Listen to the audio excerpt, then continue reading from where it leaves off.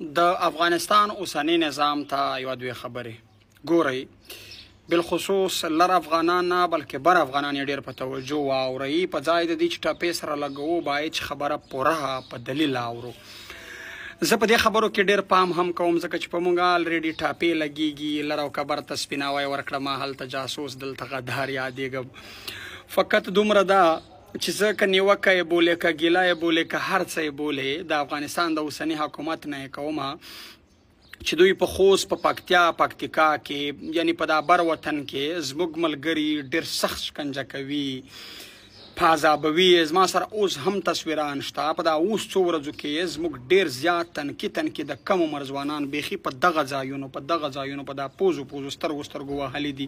دومره یې مخونه پرې دي او څوک یې ورغوښتي دي چې که تاسې د پی ټي ایم په کوم نوم نه احتجاج کړی، نه پرلت نه لاریون، فقط په دې نوم چې تاسې د پښتون ژغورنې غورځنګ پوسټونو ته ولې لایک ورکوئ، کمنټ ولې ورکوئ، د هغو سره همدردي ولې کوئ. یاره موږ د انسانیت لپاره کار کوو، موږ د ګرد افغان ملت دپاره کار کوو، موږ د پښتون د کام د یووالي او د ښه ژوند لپاره کار کوو. دلته په موږ څومره سختې شکنجې تېرېږي، د چا د لاسه تېرېږي، خو چې موږ د چا نه څه غواړو، د چا سره مقصد موږ دلته د خپل حق او د خپلواکۍ لپاره په جنګ یو، هغه خلک موږ ته شکنجې راکوي. دا ته په کوم نوم ولې موږ لر او بر یو وجود نه یو؟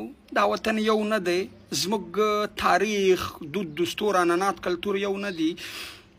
ته څوک یې وروره؟ ته ځان څوک ښایې چې ته هلته زما د پښتون ژغورنې غورځنګ ملګري اوس هم ځینې په جیل کې دي ورسره، ځینې یې دومره سخت وهلي دي چې زه عکسونه سوشل میډیا ته راوړی هم نشم. اوس هم زموږ یو ملګری ورسره په قید کې دی. یعنې دوی څوک ځانونه ښایي؟ ته څرنګه په نړۍ ځان په رسمیت پیژنې چې ته د زما د یو افغان ورور زما سره د غم شریکې په نیت چې ما ته لایک او کمنټ راکوي، ته هغه نشې برداشت کوئ. کسان په ګاډو پورې تړې، شکنجه کوي، وهې، قید ته یې اچوي. ته څنګه ځان ښایې ورور؟ یعنې دا ته څه پیغام خلکو ته ورکوې؟